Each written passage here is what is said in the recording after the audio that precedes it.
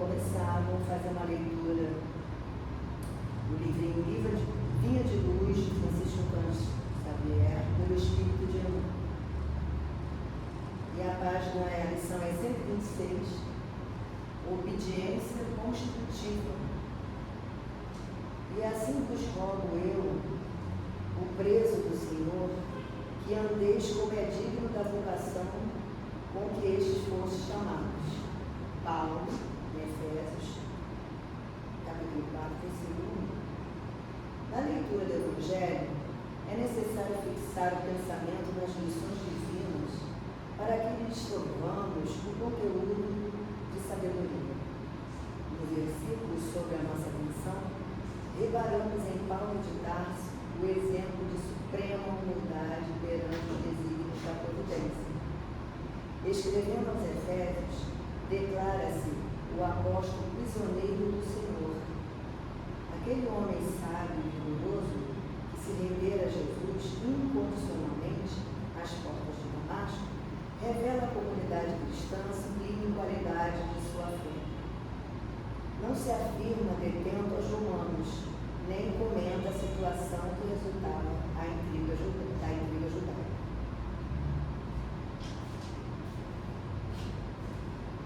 Não nomeia os algozes, nem se refere às sentinelas que o acompanham de perto.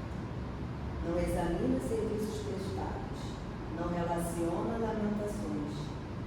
Compreendendo que permanece a serviço do Cristo, o cônsul dos deveres sagrados que lhe competem, dá-se por prisioneiro da ordem celestial e continua tranquilamente a própria missão. Simples frase demonstra-lhe a elevada concepção de obediência. Anotando-lhe a nobre atitude, conviria lembrar a nossa necessidade de conferir primazia à vontade de Jesus em nossas experiências. Quando predominarem nos quadros da evolução terrestre, os discípulos que se sentem administradores do Senhor, operários do Senhor e cooperadores do Senhor, a Terra alcançará expressiva posição no seio das esferas. Imitando o exemplo de Paulo, sejamos fiéis servidores do Cristo em toda parte. Somente assim abandonaremos a caverna da impulsividade primitiva, colocando-nos a caminho do mundo melhor.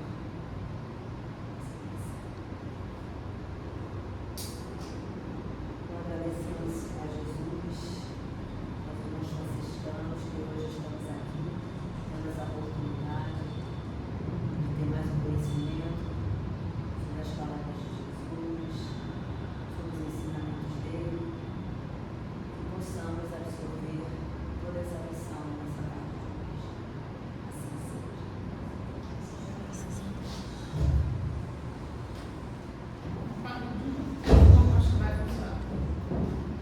Boa tarde, nós hoje vamos falar sobre o capítulo 2 do Evangelho segundo o Espiritismo, e esse capítulo fala sobre o ponto de vista.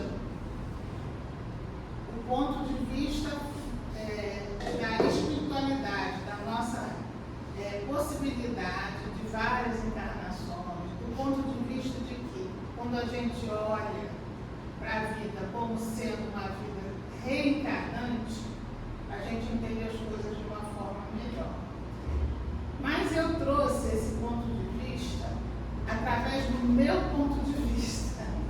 Então, eu vou usar o Evangelho e vou também acrescentar algumas questões que eu pensei durante o estudo. Esse aí foi, é o de baixo. Muitos de nós olhamos para a dor. Então, assim, quando a gente vai ler o Evangelho, ele fala assim, que a gente entende a dor através desse novo ponto de vista de uma forma melhor. Mas eu quis também que a gente olhasse para uma outra possibilidade, que é a gente olhar para esse ponto de vista através da felicidade, que não é desse mundo, né? Mas a gente tem pequenas percepções eu trouxe para vocês hoje é isso, é esse olhar dessas pequenas felicidades que a gente tem quando entende que a gente é um espírito imortal, que a gente vai reencarnar muitas vezes, que a gente vai evoluindo. E quais são essas felicidades que eu trouxe para falar para vocês? A primeira delas é a nossa herança de reencarnações. Então, a gente traz com a gente uma bagagem. A gente já não é um espírito iniciante, a gente já está numa caminhada. E essa bagagem, ela é muito boa da gente perceber como ela faz parte da nossa vida. Então, essa felicidade, por exemplo, a gente pode perceber na herança das reencarnações.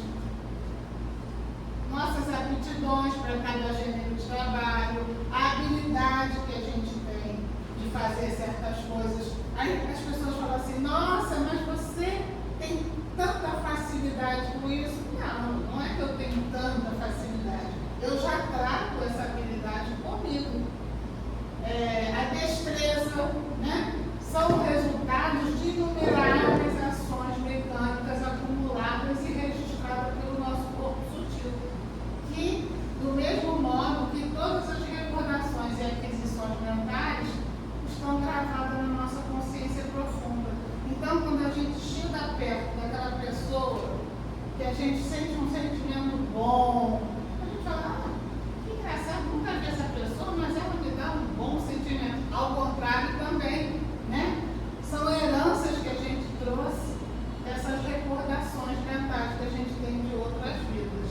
E aí eu trouxe essa fotinha aqui para vocês, que fala assim, o corpo nasce agora, mas a história que ele carrega já tem milênios. Então, o bebezinho, quando a gente pega na mão, ele tem milênios ali. Ele não é um bebê totalmente zerado. Ele não vai só aprender com o que a mãe e o pai ensinam. É claro que a mãe e o pai têm uma obrigação de dar boas informações, boa educação, mas ele também traz algo que é dele, que ele conquistou ao longo do mundo. E eu trouxe essa outra foto aqui, que é muito interessante, de crianças, né? Que são prodígios. Às vezes você vê uma criança que entende tudo de medicina aos 7 anos, entende tudo de música clássica aos 5 anos. Então, essas pessoas são reencarnações de pessoas que já tiveram essa aquisição na outra vida. E isso é uma felicidade. Por quê? Você não precisa aprender do zero cada vez que você encarna. Você traz essa felicidade junto de você, coisas que você já conquistou. Então, a gente traz uma bagagem que a gente herdou da gente mesmo. Né? Interessante a gente poder olhar para essa perspectiva e não esquecer que isso é um presente de Deus para a gente. Que a gente não zera aquilo que a gente conquistou. A nossa bagagem tem conquistas, tem caminhos, tem até dificuldades que a gente passou e aprendeu com elas. Outra coisa que dá uma felicidade na nossa encarnação é quando a gente tem um sentimento de prazer em fazer o bem. Por quê? A gente já aprendeu que o bem é que nos faz evoluir. E aí, quando a gente começa a fazer coisas que são benéficas, não só para a gente, mas para todos, a gente tem aquele sentimento de prazer. Nossa, como é bom ajudar, como é bom fazer um trabalho na casa, como é bom poder assistir alguém que precisa, né? Isso é um sentimento muito profundo, que ele vai aumentando conforme a gente vai evoluindo. Então, se eu às vezes ainda me sinto um pouco acanhada aqui para ajudar uma coisa, daqui a pouco eu já estou com isso mais facilitado. Por quê? Eu vou lembrando de outros momentos que eu tive nas minhas vidas. Não lembrando claramente, mas a sensação. A gente tem a sensação do bem quando a gente faz o bem. Então, para completar isso, eu vou ler para vocês. O Espírito ilumina-se cada pensamento altruísta, a cada impulso de solidariedade e de amor puro. se esses pensamentos e atos se repetem, se multiplicam, se acumulam. O homem acha-se como que transformado ao sair de sua existência terrestre. A alma e seu invólucro fluido terão adquirido um poder de radiação mais intenso. E aí a gente percebe que tem pessoas que exalam isso, né? Por exemplo, Chico Xavier, né? Que todo mundo lembra disso.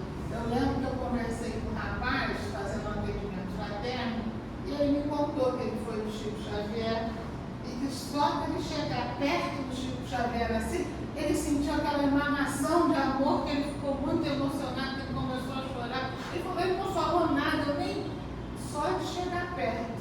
Então, assim, é assim que a gente vai evoluindo, né? Através do bem que a gente faz. Eu trouxe essa figurinha aqui, que eu acho muito boa, porque assim, a gente vai evoluindo assim, plantando amor pelo caminho que a gente está criando no nosso dia a dia.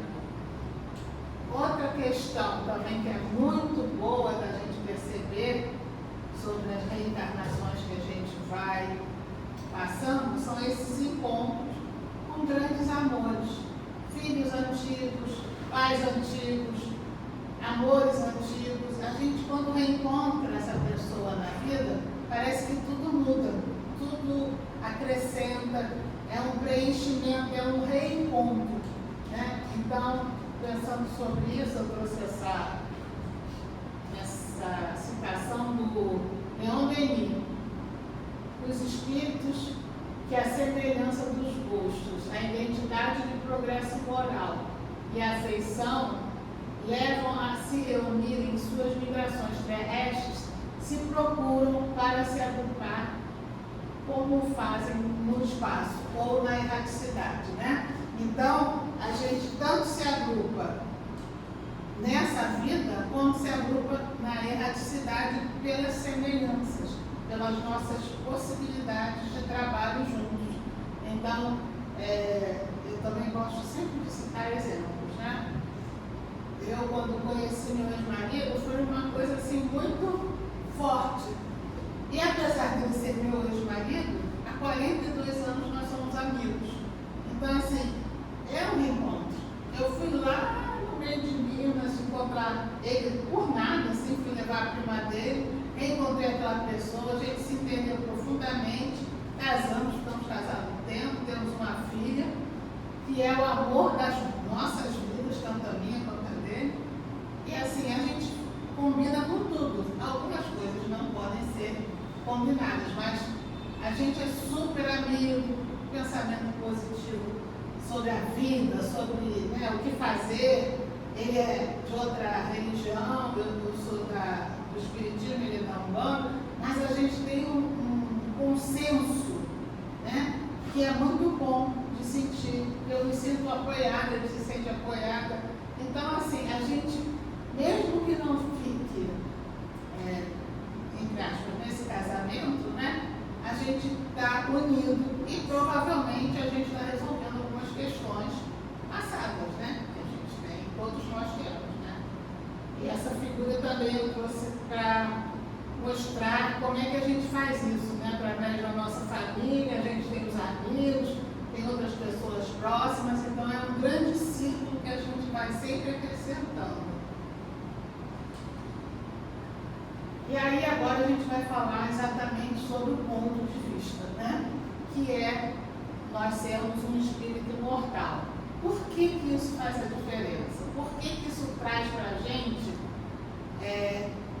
sensações diferentes daquelas pessoas que não são espíritas ou que não acreditam na reencarnação?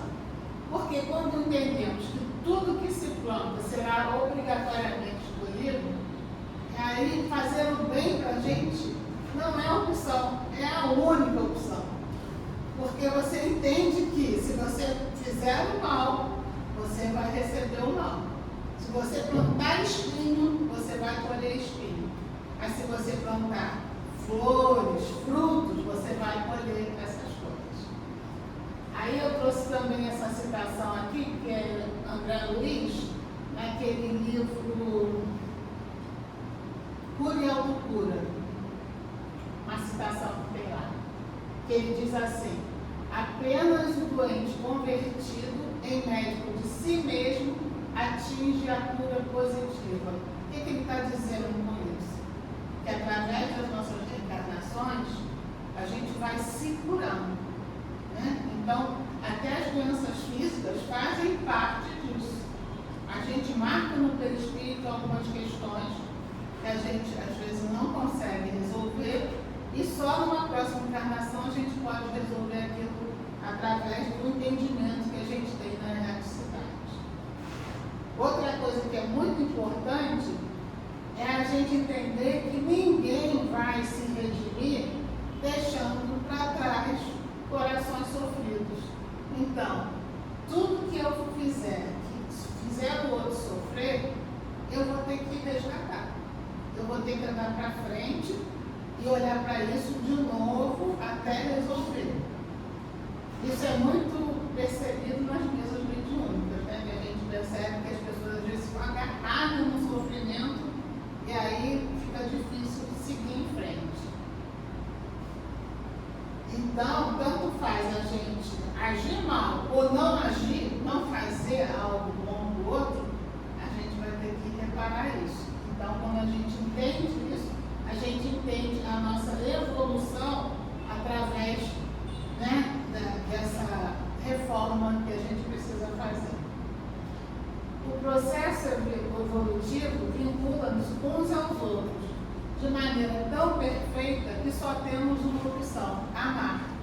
Porque será muito difícil a gente não amar as pessoas que estão próximas, as pessoas que chegam na nossa vida, porque a gente vai se vincular por outras emoções de tristeza, emoções de ódio, emoções de raiva, emoções de mágoa. Então, a nossa vinculação, ela existe. Por qual emoção eu vou me vincular ao outro? Pelo amor ou pela dor? Né? Então, olhando para o fato de a gente ser um espírito mortal, e tudo que a gente planta, a gente colhe, a gente precisa olhar para isso com mais carinho, pensando nos nossos atos, pensando na nossa responsabilidade, do que a gente está plantando lá no futuro. Seguindo mais um pouco, a gente também percebe que as dores que a gente passa não são tão terríveis como a gente imaginava. Por que não são tão terríveis? Porque elas não duram para sempre, né? A gente tem uma encarnação, depois tem outra, depois tem outra. E mesmo aquilo que a gente sente como dor, muitas vezes é só uma reparação do que a gente já fez. Então, quando a gente entende isso, a gente fala assim: bom, estou progredindo, estou melhorando. O que essa dor está me trazendo para que eu possa progredir?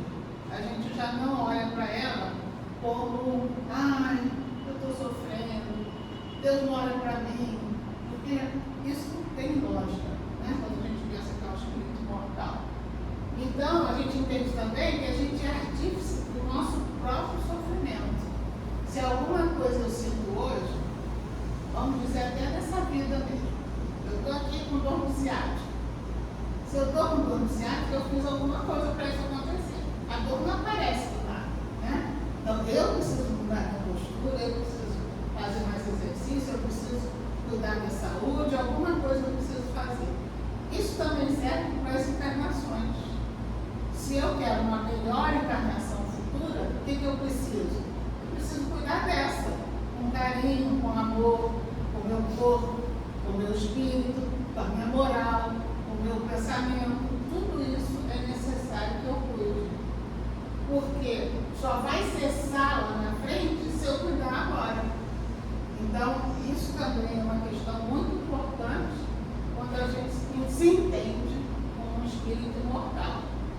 Eu trouxe essa questão, a resposta, na verdade, do Kardec, que fala assim: a duração do sofrimento de um espírito culpado é o tempo necessário, isso aqui é o importante, para que ele se melhore.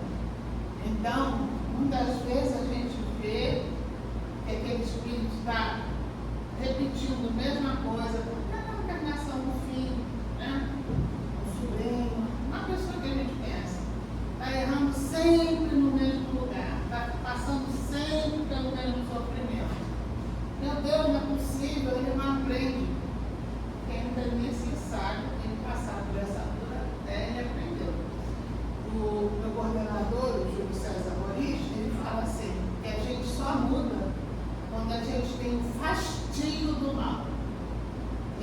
muito interessante, porque realmente a dor, ela acontece até a gente falar, chega, não quero mais isso, né? Então, a reencarnação, ela dá essa possibilidade, tanto na própria encarnação, quanto nas encarnações futuras. A gente vai chegar num ponto que isso aqui não vai ter mais dor, a gente não vai sentir mais dor, porque a gente já reparou tudo. E quanto mais rápido a gente repara, melhor a gente fica.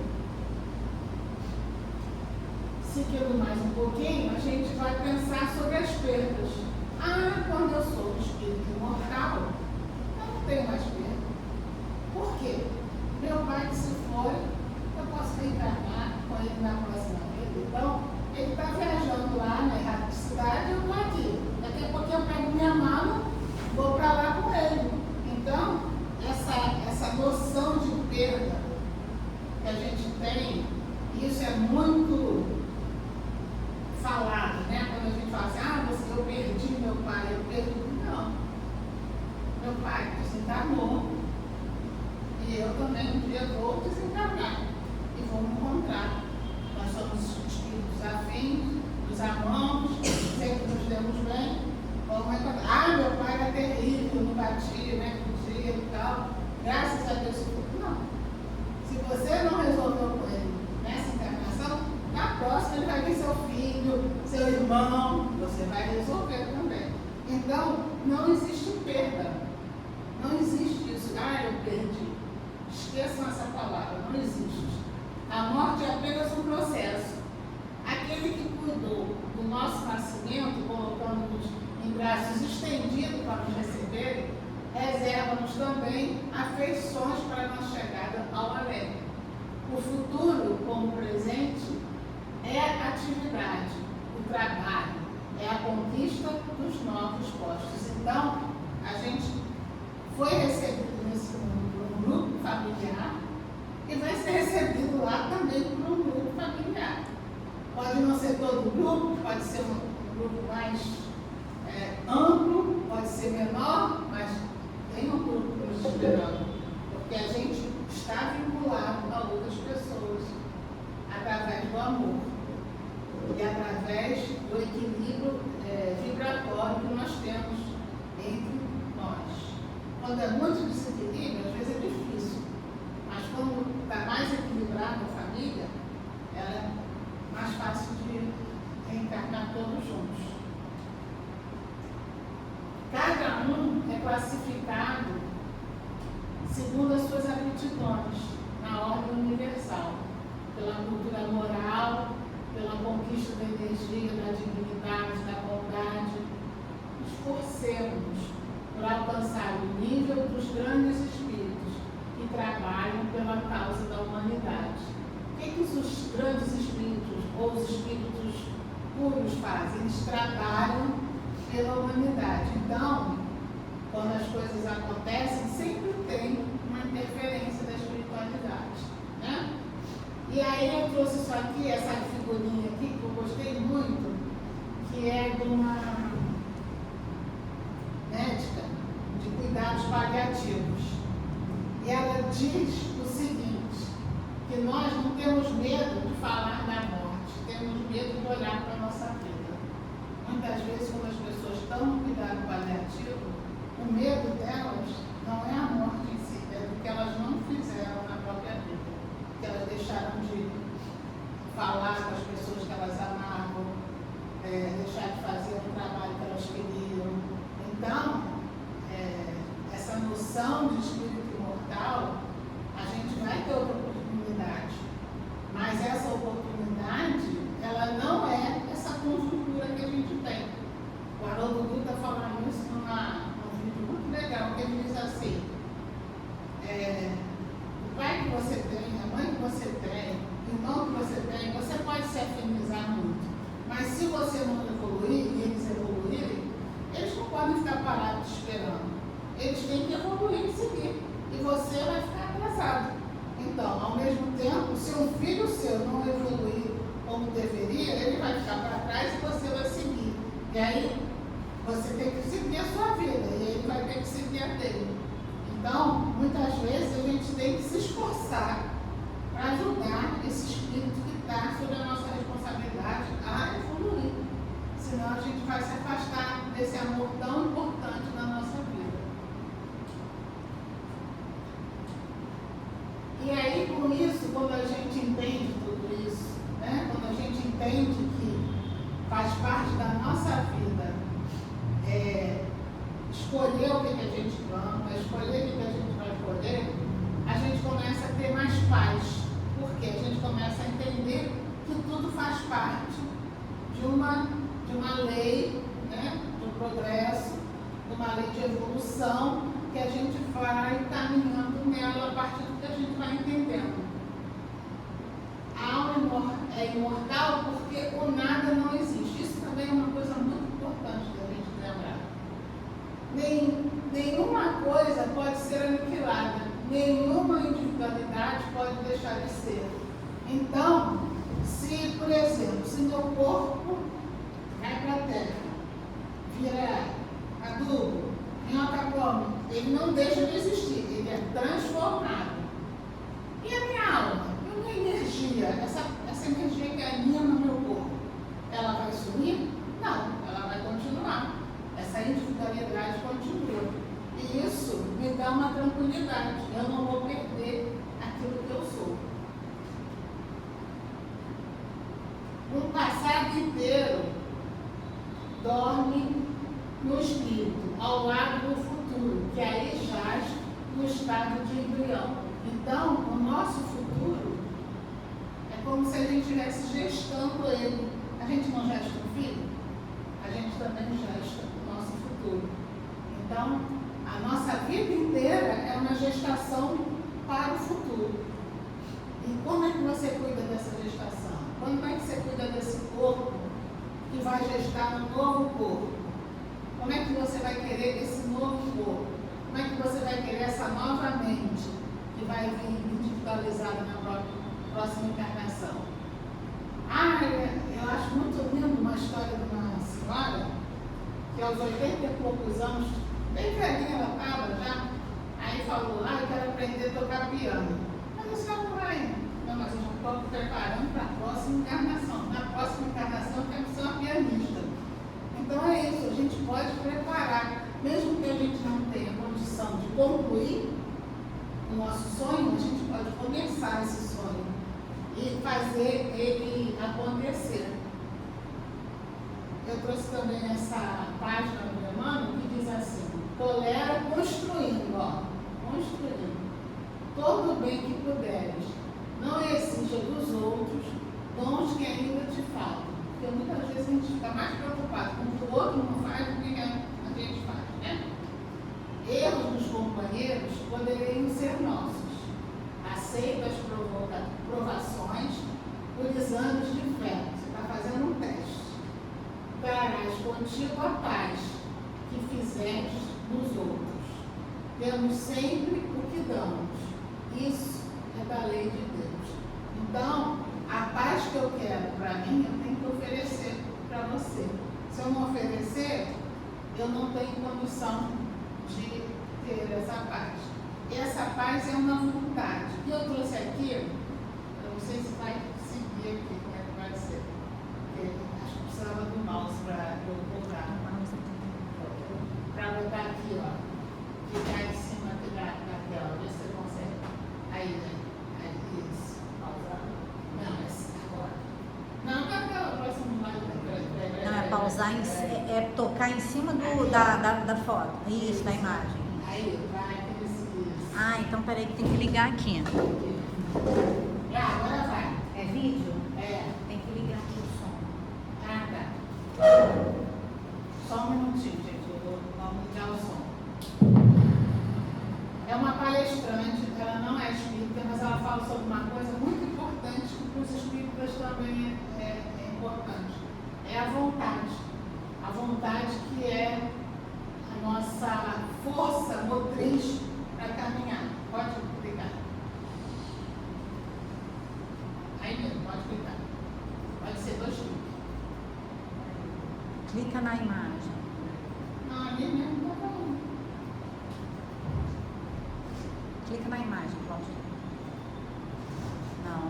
ainda tinha um negócio. Peraí, vai agora. Não tá entrando. Estranho, passou no.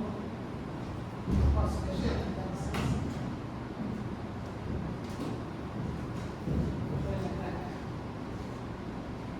Passou a imagem. Só voltar, volta. Isso.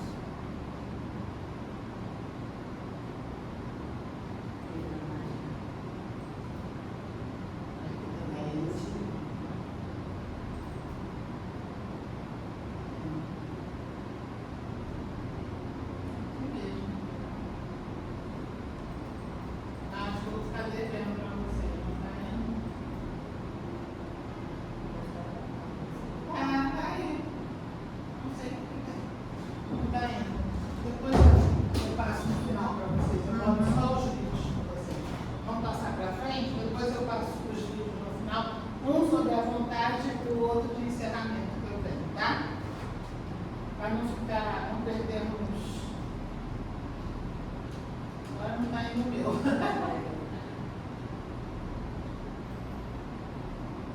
Isso. Então, como eu estava falando, a vontade é que nos faz seguir à frente. A vontade que caminha com o Espírito é a vontade dele de seguir ou de parar, de ficar olhando do lado ou de andar para frente. Então, a vontade é a nossa força motriz.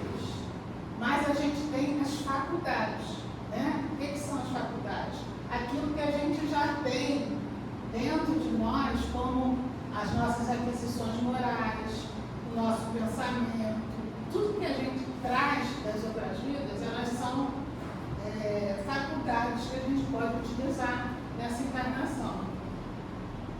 E o uso mais nobre que se pode fazer das faculdades é trabalhar o engrandecer, desenvolver no sentido do belo e do bem. A civilização, a sociedade humana, que tem as suas chagas e fealdades, sem dúvida, mas é rica de esperança e magníficas promessas, a comungar pelo pensamento e pelo coração com o foco de amor que é o esplendor de Deus. O que ele não está falando para a gente? Que a gente tem que utilizar as nossas faculdades para co-criar esse planeta que a gente vive. Para dar à sociedade o belo, o bom. A gente tem que participar disso. A gente não pode ficar alheio e falar assim, isso não é comigo. Não, isso é comigo sim. Faz parte da minha vida contribuir com a minha sociedade. Faz parte da minha vida contribuir com quem necessita de mim. Então, se você tem algum dom, alguma faculdade que pode doar para o outro, é importante que você utilize ela. Eu trouxe essa fala do Bezerra de Menezes que diz assim: cada pessoa que está na Terra tem um objetivo nobre a cumprir. Então, todos nós temos objetivos e temos que cumprir ele porque é parte da nossa programação dessa encarnação. Então, se você sente um chamado para fazer alguma coisa, eu tenho medo, isso, aquilo. Não tenha medo, tenha fé, confia, porque Deus pediu a você para fazer isso.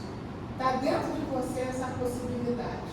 Então, participa, faz, não se encolhe, porque um espírito encolhido, o que acontece? Ele não se desenvolve, e não se desenvolvendo, ele vai repetir todas as questões que ele precisa. Então, o que você não fez nessa vida, na próxima você vai ter que fazer, e talvez de uma forma mais dolorida do que essa forma de hoje.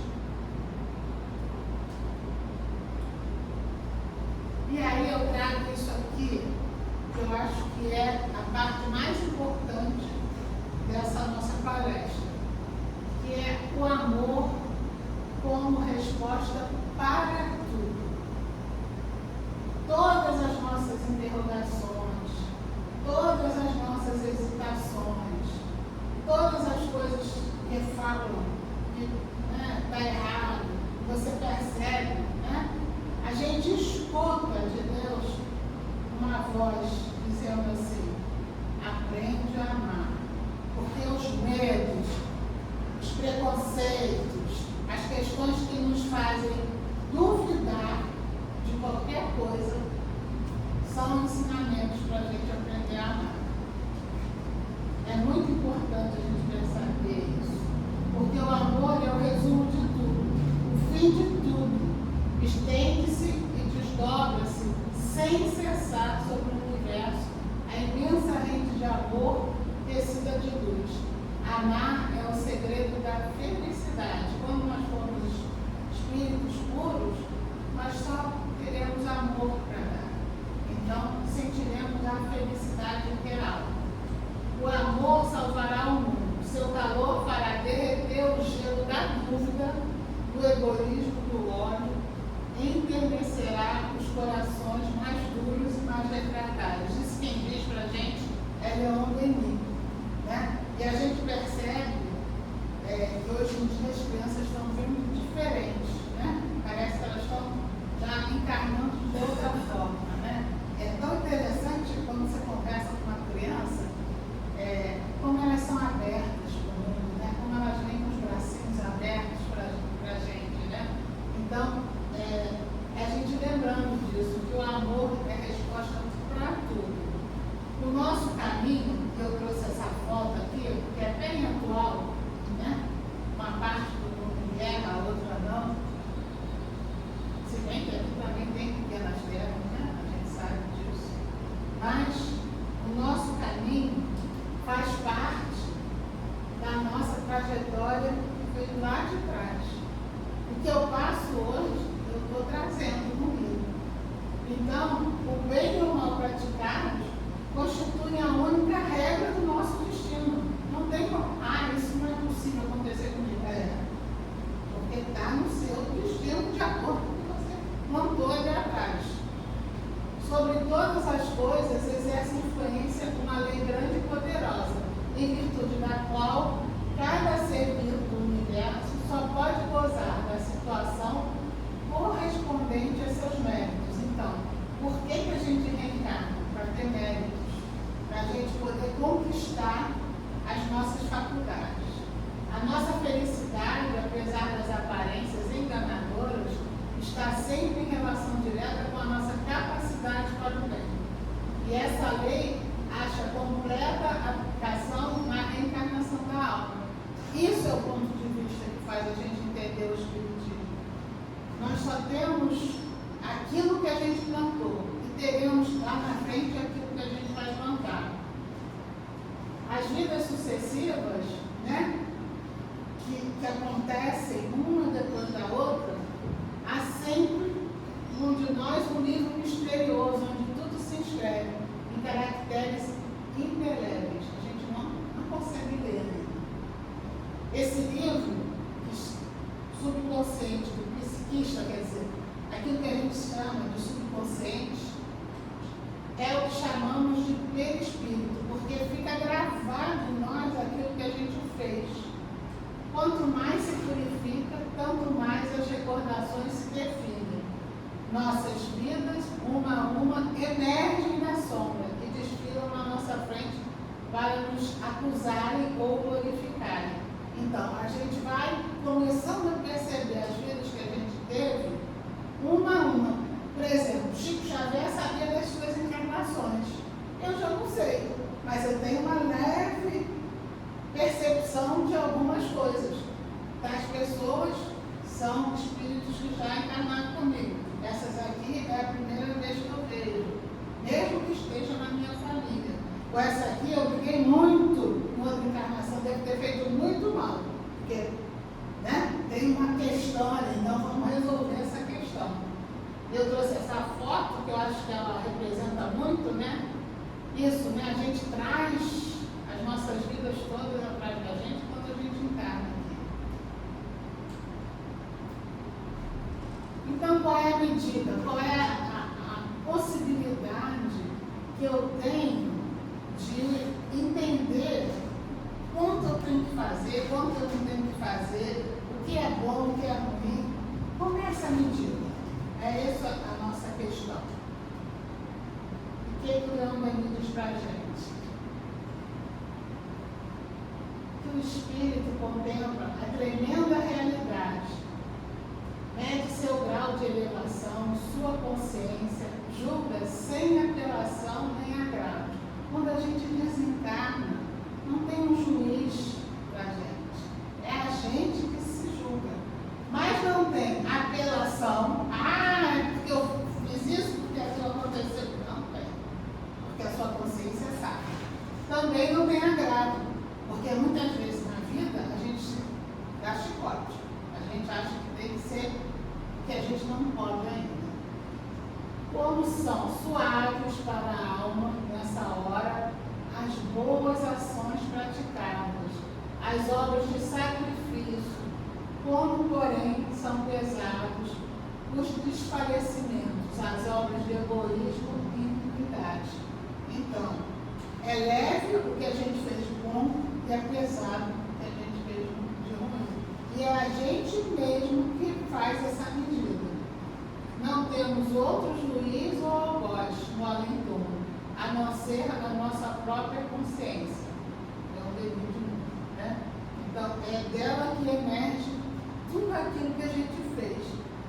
Então, muitas vezes a gente acha assim, eu não fiz nada de bom, tão bom assim, eu não sou um espírito de luz. Você cuidou das pessoas, você fez alguma coisa na sua família, você veio no centro e fez um trabalho voluntário, você fez o seu próprio trabalho, né? Direito, de forma correta. Tudo isso vai te trazer méritos, né? E aquelas coisas que a gente talvez tenha feito errado, não peguei, sei lá, a pessoa que estava caindo ali na porta da minha casa, eu passei pela volta, nem olhei, fingi que não estava vendo. Isso fica aqui, ó, gravado na gente, né? E aí quando chega lá, a gente fala assim, mas fiz isso assim. Então eu vou trabalhar com essas pessoas. Aí na próxima encarnação a gente vem para trabalhar com essas pessoas, para aprender a lidar com isso, né? Então, essa é a nossa medida. E a nossa vida futura? O que eu estou plantando? Aí o Leonino também diz para a gente, essa vida não é senão um elo. Isso aqui que a gente está acontecendo hoje é um elo no conjunto harmonioso e grandioso da obra do Criador. Nós somos elos do mundo, nós somos elos aqui, nós somos elos na nossa família, no nosso trabalho. Todos nós somos um elo. Mostra-nos a solidariedade que liga todas as existências. Então, o que eu fiz lá atrás e o que eu vou fazer no futuro tem a ver com esse momento, esse elo que eu estou criando aqui, para cá para o meu futuro, para cá para o meu passado. Então, o que eu estou fazendo aqui hoje é esse elo. Do mesmo ser, todos os seres no mesmo mundo e os seres de todos os mundos. Quer dizer, não é só no meu mundo. O que eu construo aqui reflete nos outros mundos também. Então, tem mundos atrasados e tem mundos adiantados. O que eu estou fazendo aqui, o que eu estou construindo, vai definir, né? Quem vai para frente, quem vai para trás, se eu vou para frente, se eu vou para trás, se eu vou ficar aqui. Tudo isso são elos. Dá, assim, uma base, uma razão de ser a fraternidade universal. Então, quando eu entendo isso, que eu faço parte de um grande conjunto, eu sou esse elo, que se eu romper esse elo aqui nessa encarnação, eu vou ter que consertar esse elo na próxima encarnação. E talvez esse elo aqui já esteja em outro lugar. Eu vou ter que consertar, até chegar aqui de novo. Então, é muito importante que a gente perceba o quanto é necessário que a gente olhe para a nossa encarnação atual. Olhar para o que eu fiz, olhar para o que eu vou fazer ainda. Porque a gente ainda tem sanidade para fazer as coisas para frente.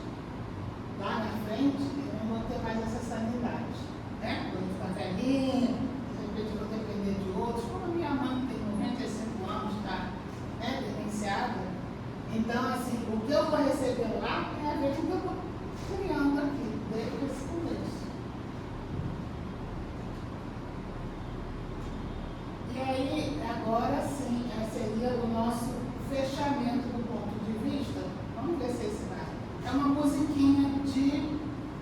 na verdade, de evangelização. Que eu acho que resume tudo isso que a gente falou.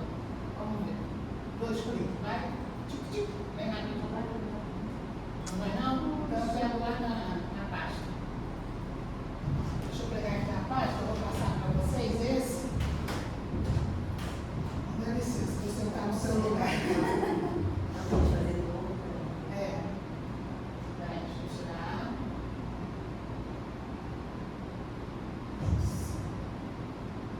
Vou pegar aqui na pasta. Aqui. É aqui? Não, naquela. Não, fecha aí, vê se você consegue fechar aí. Não tem? Isso. Aí. Não, aí. Não, ali do lado. Aí. Área de trabalho, não. Unidade. Foi. Primeiro eu vou passar sobre a vontade. Eu acho que é mais importante a gente ver o que a moça falou sobre a vontade. Você imagina o que você quer dizer amanhã e coloca a vontade. Onde há uma vontade, é o caminho, não há sucesso. Se você junta esses dois, não há quem se oponha. Imagina que você propôs e coloca a vontade. Ou seja, decisão no plano mental, você deseja circunstância no plano. Ninguém defende isso. Ela tem uma identidade definida como ideia, tem limite, inexorável para poder alcançar. Isso são as ferramentas que constroem seres humanos. E, curiosamente, são as duas coisas mais raras que vocês na nossa história. Somos muito débeis de vocês de desempenhar a sua vontade e muito confiar em suas ideias coletivas. Quer dizer, muito pouco imaginativo, muito pouco criativo, muito pouco capaz de realizar o plano da imaginação. Imaginação não planeja e executa ao longo da sua vida e a vida é isso. Você não está fazendo isso, você está só sobrevivendo. Ela diz então que se a gente não está fazendo isso, a gente não está vivendo, a gente está só sobrevivendo. Se a gente não está colocando uma vontade na nossa vida, a gente só está caminhando, sobrevivendo. E agora, para terminar, a musiquinha que eu trouxe para vocês. É uma música de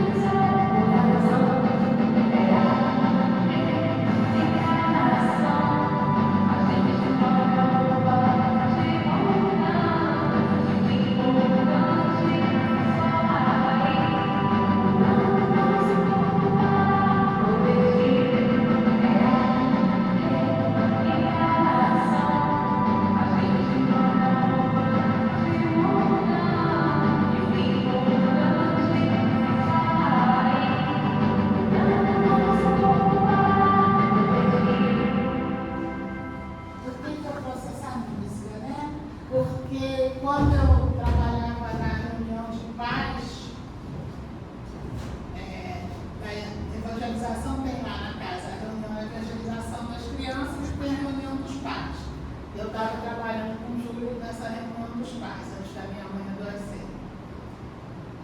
E aí, o que aconteceu? Desceram as crianças lá da evangelização cantando essa música. E eu percebi uma alegria enorme, mas enorme, assim, numa das meninas que tem síndrome de Down. Hoje em dia ela já é uma mocinha, mas naquela época ela era pequenininha. E ela cantava e falava assim, é a reencarnação, a gente troca. E ela cantou aquilo numa felicidade, tipo assim, o que eu tenho de limitação aqui vai acabar, eu vou mudar, entendeu?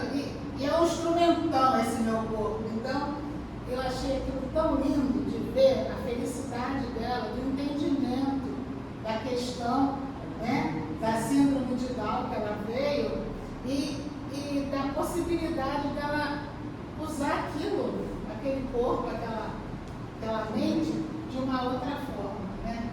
Por isso eu trouxe essa música, porque eu queria fechar com essa reflexão. Eu achei muito lindo. E hoje em dia eu encontro com ela de vez em quando e ela está uma menina muito, muito assim, adolescente mesmo, né? E faz parte da vida dela o entendimento da reencarnação, que foi um presente que ela ganhou naquele dia, né? Então, eu espero que eu trouxe aqui traga luz, amor, esperança, né? Dos entendimentos que a gente tem da vida. Paz e bem para todos.